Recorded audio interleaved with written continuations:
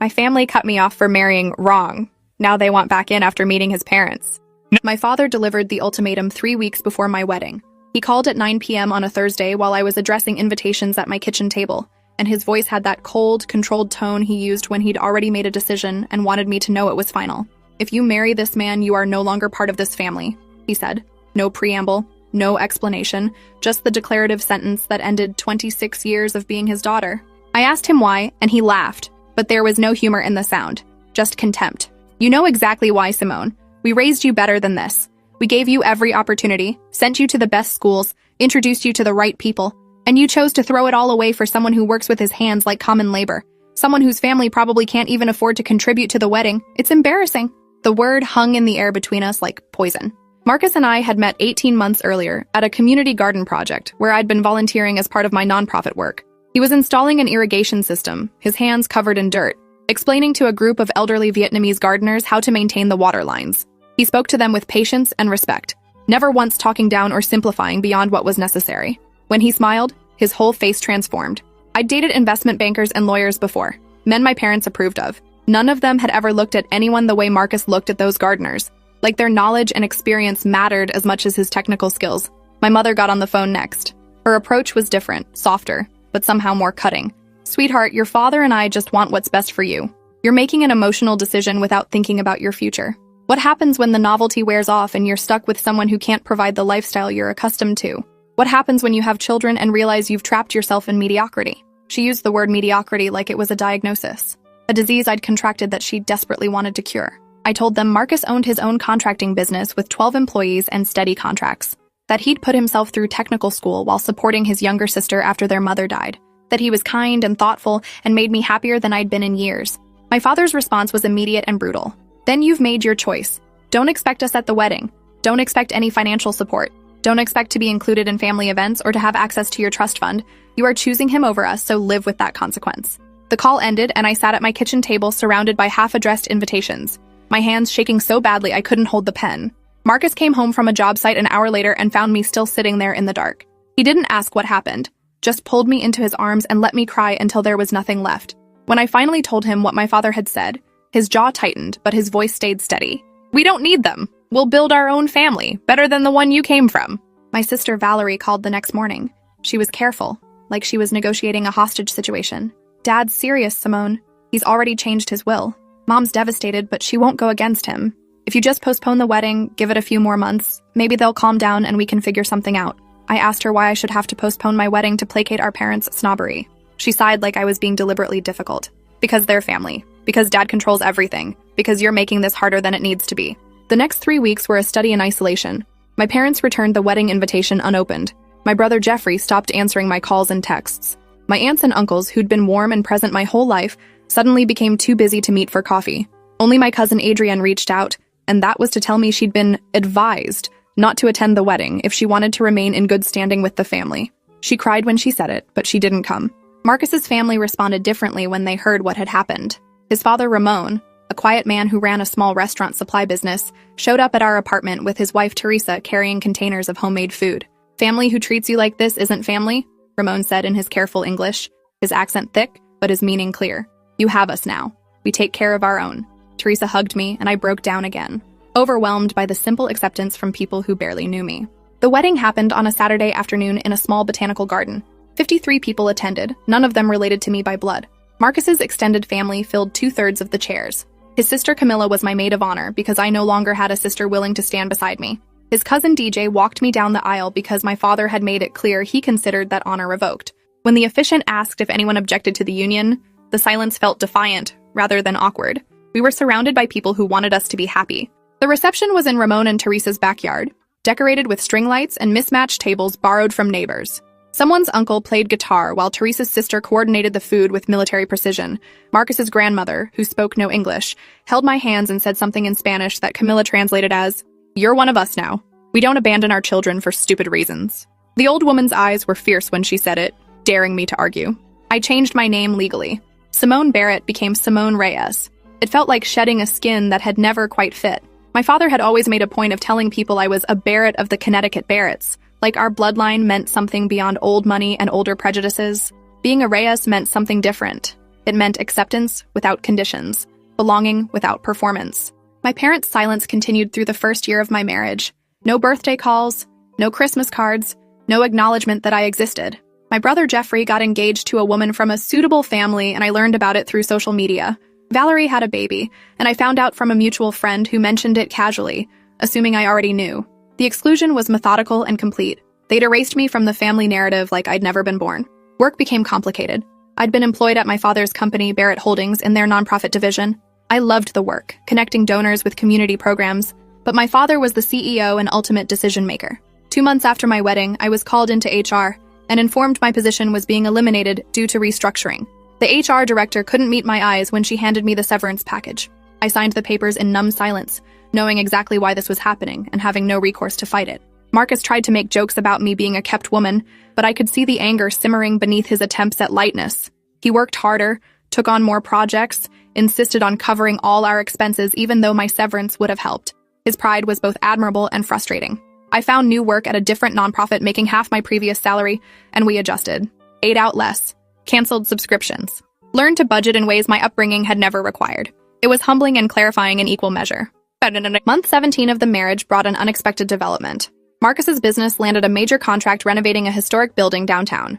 The project would take 6 months and employ most of his crew full-time.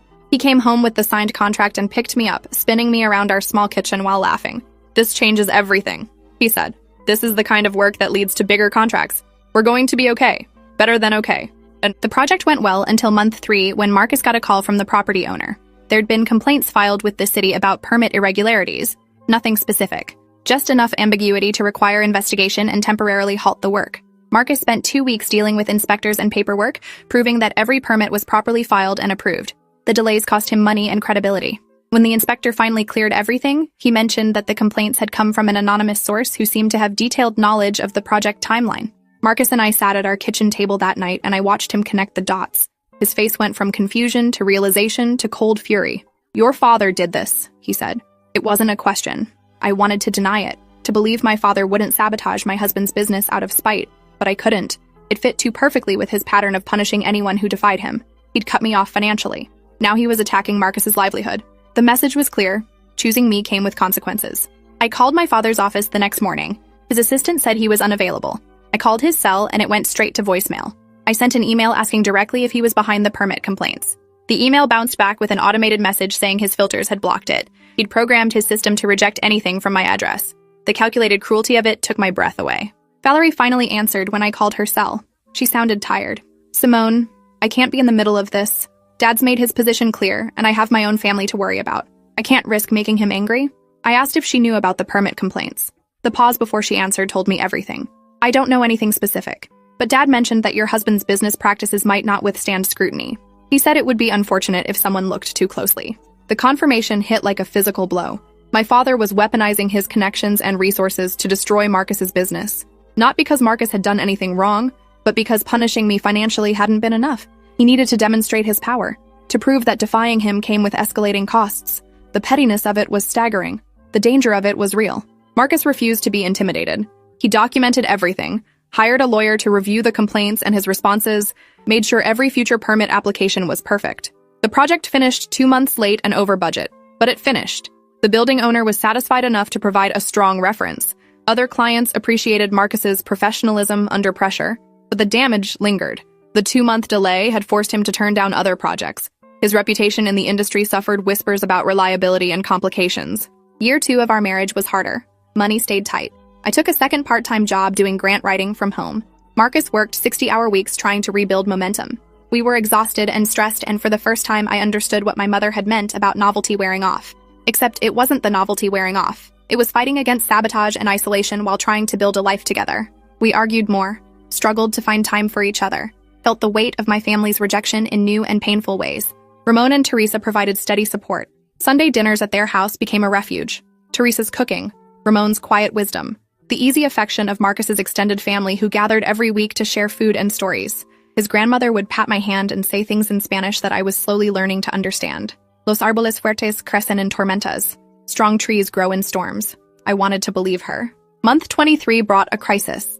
Marcus fell from scaffolding at a job site and broke his wrist and 3 ribs. The injuries weren't life-threatening, but they meant he couldn't work for 6 weeks. His crew could handle smaller jobs under his direction, but the business took a hit. I watched him struggle with being sidelined, with the pain and frustration and fear that this setback would compound the damage my father had already inflicted. His medical insurance covered most of the bills, but not all of them. We maxed out our credit card covering the gap. I swallowed my pride and called Jeffrey, told him about Marcus's accident, and asked if he could help us with a short-term loan. We'd pay him back with interest as soon as Marcus returned to work. Jeffrey was silent for a long moment before he said, "I can't do that, Simone. Dad would find out, and I can't afford to be on his bad side right now. I'm sorry, but you made your choices. You have to live with them." He hung up before I could respond. The betrayal cut deeper than my father's initial rejection. Jeffrey and I had been close growing up. He'd been the one who taught me to ride a bike, who'd helped me with math homework, who'd defended me against bullies in middle school. Now he was refusing to help when I actually needed him, because our father's approval meant more than our relationship. The transactional nature of my birth family's love became impossible to deny. We survived Marcus's recovery through a combination of savings, side work I picked up, and a loan from Ramon that he insisted wasn't a loan, but a gift. Family helps family, he said in his careful way, refusing to discuss repayment terms. Teresa brought food 3 times a week. Camilla organized a meal train with other family members. They surrounded us with practical support and never once made us feel like a burden. The contrast with my own family's abandonment was stark and clarifying. Marcus healed and returned to work with a determination that bordered on obsessive. He rebuilt his business through sheer force of will, taking jobs other contractors wouldn't touch, working harder than anyone else, proving his reliability over and over until the whispers about complications faded. Year 3 of our marriage was better financially, but the emotional toll of the previous 2 years lingered. We'd survived, but we'd been changed by the experience. I found out I was pregnant in month 38. The test showed positive on a Sunday morning, and I sat on the bathroom floor crying for 20 minutes before telling Marcus. When I finally showed him, he pulled me close and said, "This is going to be amazing. We're going to be amazing parents, better than the ones you came from." I wanted to believe him, but the fear was overwhelming. My parents had abandoned me. What if I didn't know how to be a better parent? What if their poison had infected me in ways I couldn't see? Teresa threw me a baby shower that filled her entire backyard with Marcus's extended family. Women I barely knew brought gifts and advice and stories about their own pregnancies and children. His grandmother held my growing belly and said a prayer in Spanish, blessing the baby with health and happiness.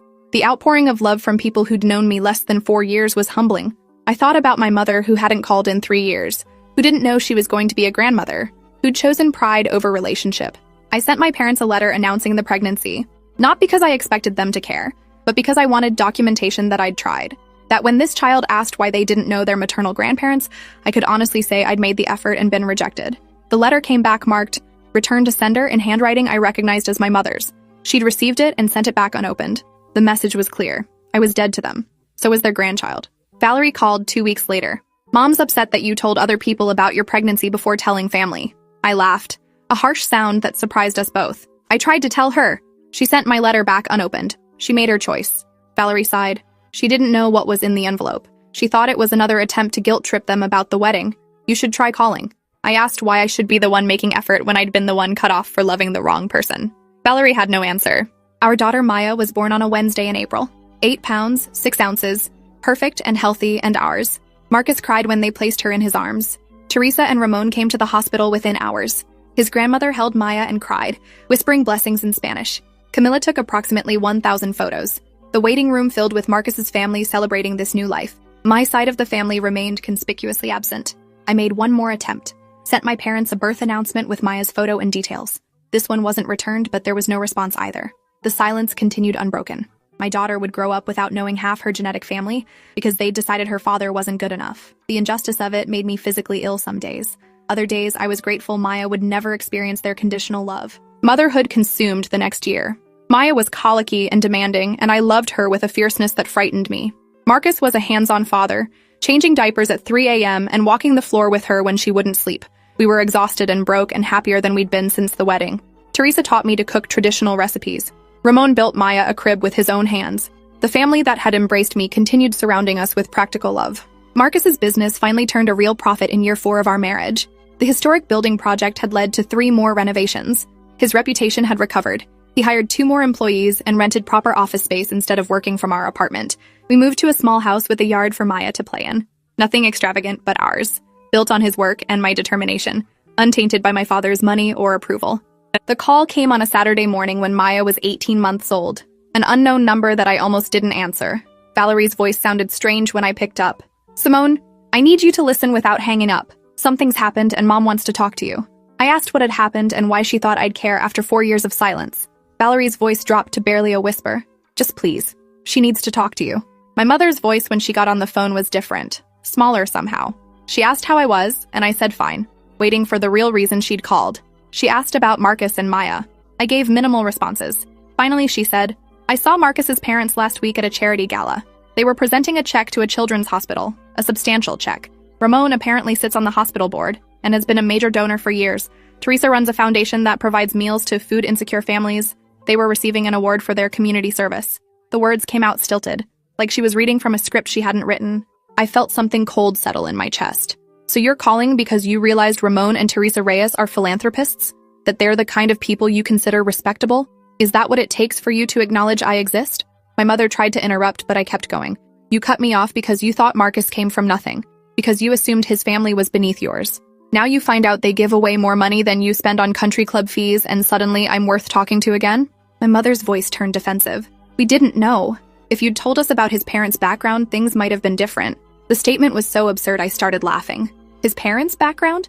You mean the fact that Ramon immigrated at 23 with $500 and built a successful business through 40 years of hard work? Or that Teresa came from a family that lost everything and rebuilt it? You mean those backgrounds? The ones you never bothered to learn about because you were too busy being embarrassed by Marcus working with his hands? She said my father wanted to meet with us, that they'd made a mistake and wanted to repair the relationship. I asked what had changed in 4 years besides her social embarrassment at discovering Ramon and Teresa's charitable work. She couldn't give me an answer that didn't sound calculated and hollow. I told her I needed time to process and hung up, sat on my couch staring at nothing while Maya played with blocks at my feet, oblivious to the earthquake that had just shaken my world. Marcus came home from a hardware store run and found me still sitting there. When I explained the call, his face went through several emotions before settling on a hard skepticism. So they want back in now that they know my parents aren't who they thought they were. Now that they've realized cutting you off might have been a miscalculation. He said miscalculation like it was profanity. I nodded, unable to trust my voice. We talked for hours after Maya went to bed, worked through anger and hurt, and the complicated desire to have my family back even knowing they didn't deserve it. Marcus was clear about his boundaries. If we do this, if we open that door, it's on our terms. They apologize to both of us. They acknowledge what they did was wrong. They meet my parents properly and treat them with respect. And if they slip even once, we walk away and don't look back. I agreed, but privately wondered if my parents were capable of genuine apology or if this was just another manipulation. I called my mother back 3 days later, told her Marcus and I would meet with them, but there were conditions. She agreed too quickly without asking what the conditions were, and I knew this was about managing their social embarrassment more than actually repairing relationships. We arranged to meet at a neutral restaurant the following Sunday. My stomach churned with anxiety all week. Sunday arrived cold and gray. Marcus wore a suit he'd bought specifically for this meeting, refusing to give my parents ammunition to judge his appearance. We arrived 5 minutes early, and they were already there, seated at a corner table. My father had aged in 4 years, new lines around his eyes and mouth. My mother looked brittle in a way I didn't remember. Valerie was there too, apparently serving as buffer or witness. The first 10 minutes were excruciating small talk. My father asked about Maya using the tone people use when they're checking a box on a list. My mother commented on the restaurant's decor. Valerie stared at her water glass like it might provide escape. Finally, Marcus cleared his throat and said, "Let's address why we're really here. You cut Simone off for marrying me. Now you want back in? What changed?" My father bristled at the directness. I think we all made mistakes. Emotions were high. Things were said in the heat of the moment that we all regret. Marcus leaned forward slightly. I didn't make any mistakes. I fell in love with your daughter and married her. You're the ones who turned that into a crisis. So I'll ask again, what changed? The silence stretched until my mother said quietly, "We met your parents properly. At the gala, they're not what we expected." I felt Marcus go very still beside me. What were you expecting? Poor immigrants who didn't speak English? People you could look down on to justify cutting off your daughter? My mother flinched, but my father's face reddened. Now, wait just a minute. We had certain concerns about Simone's future financial security. Concerns that appear to have been unfounded. We're trying to make amends here. Marcus stood up. Making amends requires admitting you were wrong, apologizing, showing remorse for the damage you caused. This isn't amends. This is damage control because you're embarrassed you misjudged us. He looked at me. We don't need people in our lives who only value us when they think we're worth something. Maya deserves better than grandparents who'd abandon her mother over class prejudice. We're leaving. I stood too, my heart pounding. Valerie looked panicked. Simone, wait, they're trying. This is a start. I looked at my sister who'd stood by while our parents erased me from the family. A start would have been them showing up 4 years ago. A start would have been meeting Maya in the hospital. This isn't a start. It's too little, too late, and for all the wrong reasons. We walked out while my mother called after us, her voice sharp with distress she didn't know how to hide. In the parking lot, Marcus was shaking with adrenaline. I'm sorry. I know you wanted to try, but I couldn't sit there and let them pretend this was about anything other than their social standing. I hugged him, feeling lighter than I had in weeks. Don't apologize. You said everything I couldn't say, everything I needed them to hear. We drove home and told Teresa and Ramon what had happened. They listened without judgment, and Teresa said simply, "Some people only love what makes them look good. That's not love at all." My father called the next day, left a voicemail that I listened to twice, analyzing every word. He wanted another chance, said they'd gotten off on the wrong foot and could we please meet again, this time at their house where they'd be more comfortable. The presumption that their comfort mattered more than accountability made me delete the message halfway through. I didn't call back. Valerie showed up at my house 3 days later without calling first. I opened the door to find her standing on my porch looking miserable. "Can we talk?" I let her in and made tea while she sat at my kitchen table. Maya was napping upstairs. The house was quiet except for the kettle's whistle. Valerie wrapped her hands around her mug and said, "I've been a coward. I watched them treat you like garbage and said nothing because I was scared. I chose my trust fund and Dad's approval over my sister. I'm sorry." The apology hit differently than my parents' attempted reconciliation. Valerie's voice shook with genuine remorse. Her eyes were red like she'd been crying before she arrived. I sat across from her and asked, "Why now? What changed for you?" She shook her head. "Watching you walk out of that restaurant. You were so strong, so clear about what you deserved. I realized I've been weak my entire life. I've let Dad control everything because it's easier than standing up to him.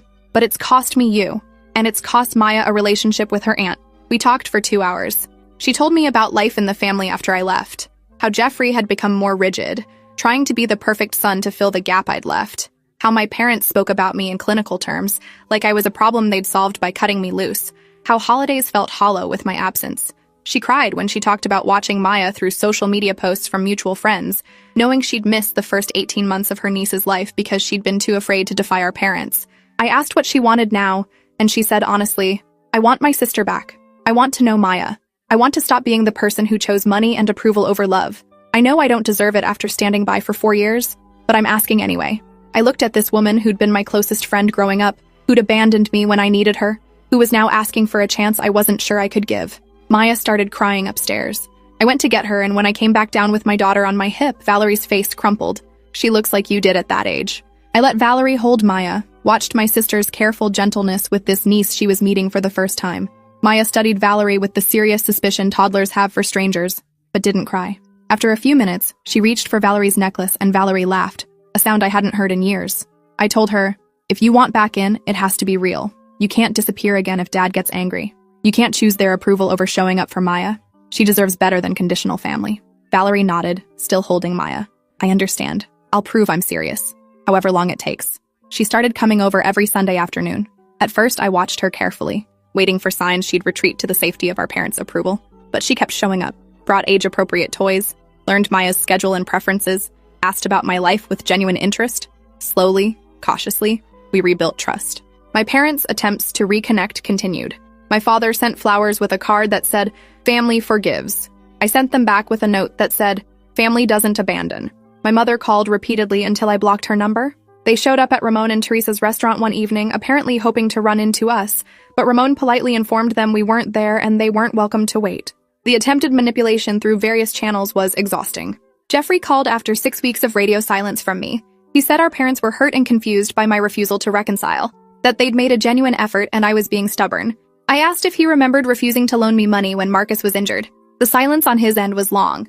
Finally, he said, "That was different. Dad had made his position clear." I told him that was exactly the problem.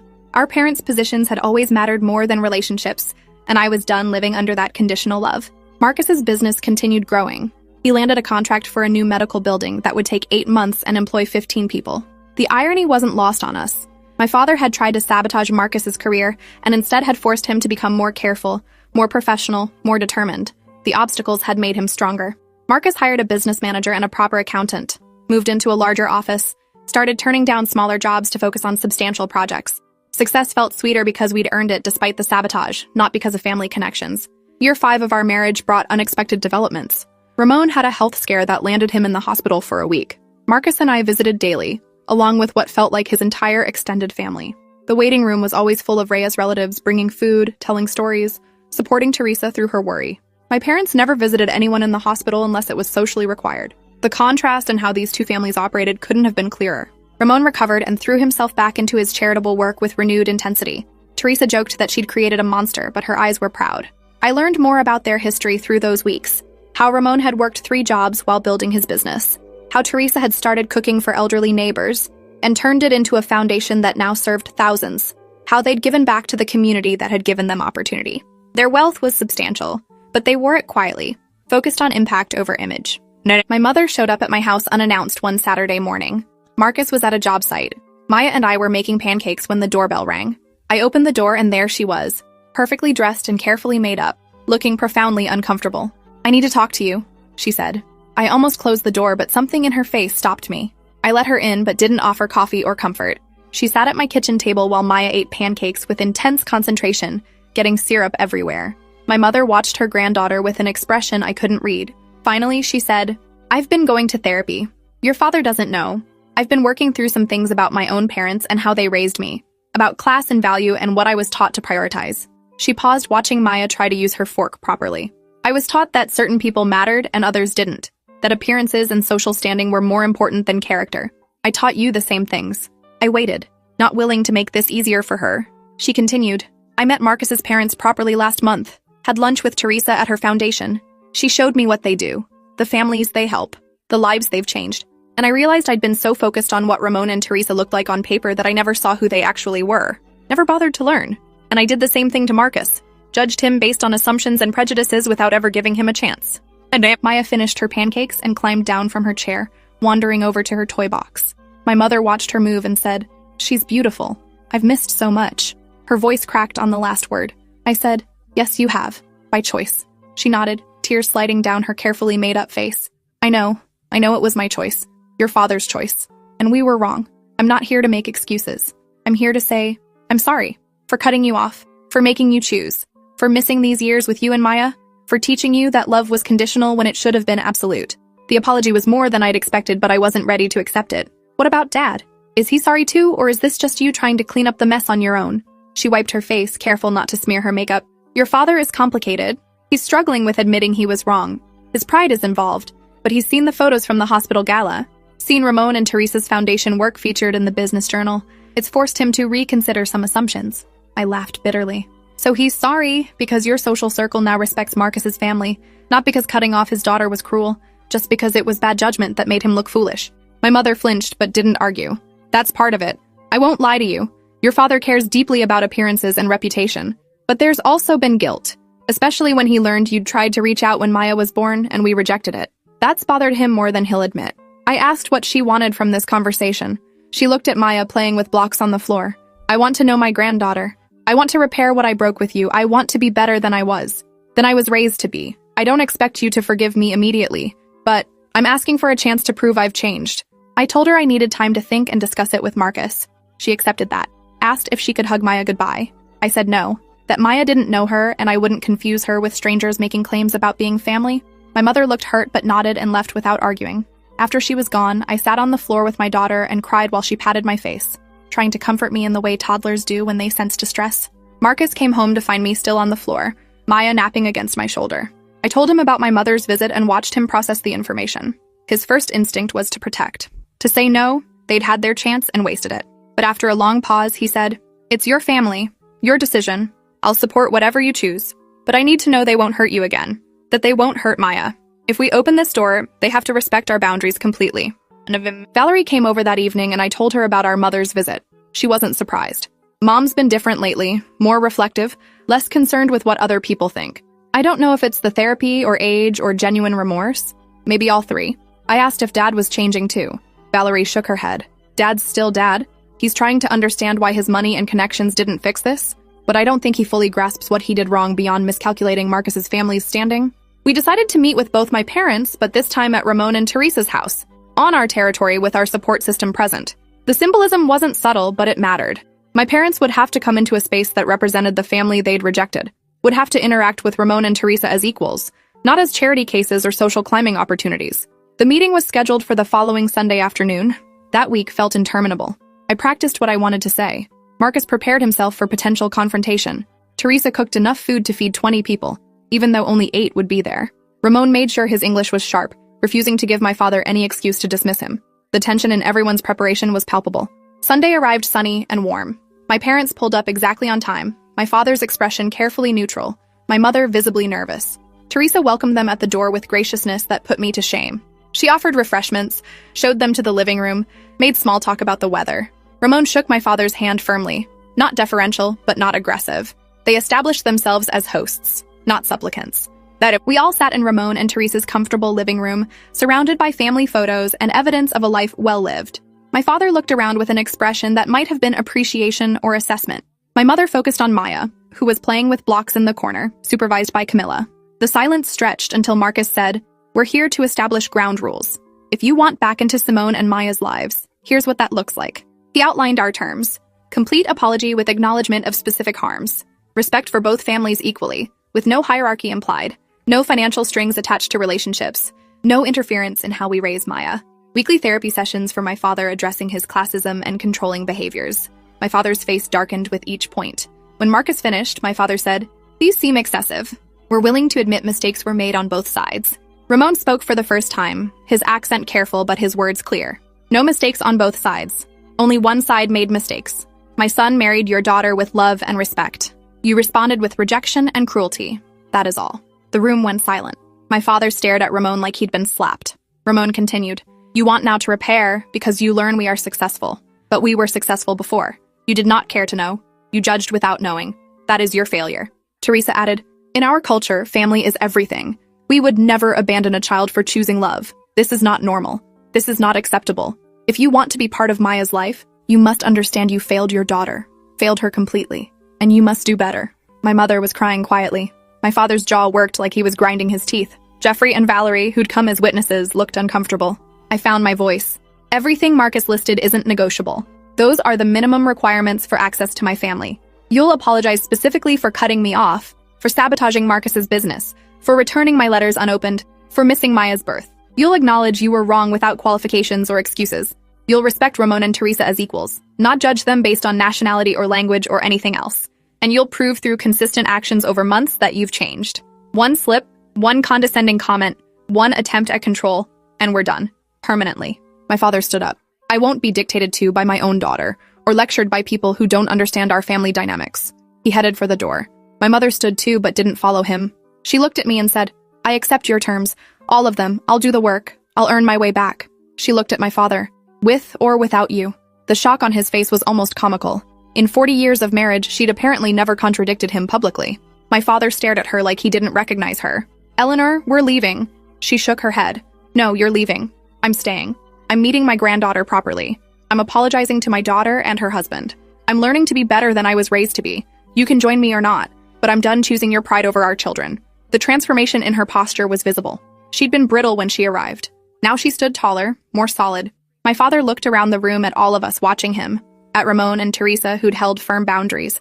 At Marcus, who hadn't backed down. At me, his daughter, who'd survived 4 years without him and built a life that didn't need his approval or money. At my mother, his wife, choosing our relationship over his pride. He stood there for a long moment before sitting back down heavily. "What exactly do you want me to say?" The next 3 hours were painful and necessary. My father struggled to apologize without defending himself. My mother cried through her apology but didn't make excuses. Marcus shared how the sabotage had affected his business and his sense of safety. I talked about the isolation and grief of being cut off. Ramon and Teresa offered perspective from their own experiences with family betrayal and forgiveness. Maya played through most of it, occasionally coming over to check on me, sensing the emotional intensity. By the end, my parents had agreed to family therapy together and individual therapy for my father. They'd acknowledged specific harms and apologized without qualification. They'd committed to proving through actions they'd changed. My mother asked if she could hold Maya. I said yes, watching my daughter go carefully into her grandmother's arms. Maya studied my mother's face seriously before patting her cheek, a gesture of comfort she'd learned from me. My mother broke down completely. The weeks that followed were tentative. My parents came to Sunday dinners at Ramon and Teresa's house, fitting into the established routine rather than demanding separate accommodation. My father was stiff at first, uncomfortable with the casual warmth and multilingual chaos of Marcus's extended family, but he showed up, listened more than he talked, watched how Ramon and Teresa interacted with their children and grandchildren with evident affection and no conditions. My mother took to Maya with a gentleness that surprised me. She asked permission before giving gifts, respected bedtimes and routines, accepted correction when she overstepped. She attended therapy faithfully and shared insights she was learning about her own upbringing and the prejudices she'd internalized. Slowly, very slowly, I began to trust that the change was real. Jeffrey remained distant, loyal to the family structure that benefited him, but Valerie integrated fully into our lives, becoming the Aunt Maya deserved. She brought her own daughter to play dates and family dinners, raising her child differently than we'd been raised, building something better from the wreckage of our family patterns. A year after the confrontation in Ramon and Teresa's living room, my father pulled me aside at a Sunday dinner. We stood in the backyard while kids played and adults talked inside.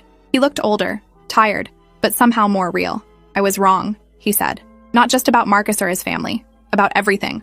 About measuring people's worth by their bank accounts and family names, about treating love like a transaction that required approval, about cutting you off when you made a choice I didn't understand. I waited for the caveat, the justification, but none came.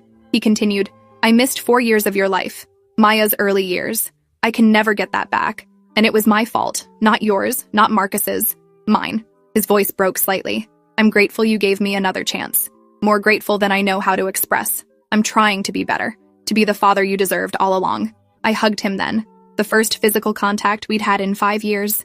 He held on tightly, and I felt him shaking with either emotion or relief. Marcus's business grew into one of the most respected contracting firms in the city. My father, trying to make amends, recommended Marcus for projects through his business connections, but always disclosed the relationship and let Marcus's work speak for itself. Marcus appreciated the referrals but never relied on them, maintaining the independence that defined his success.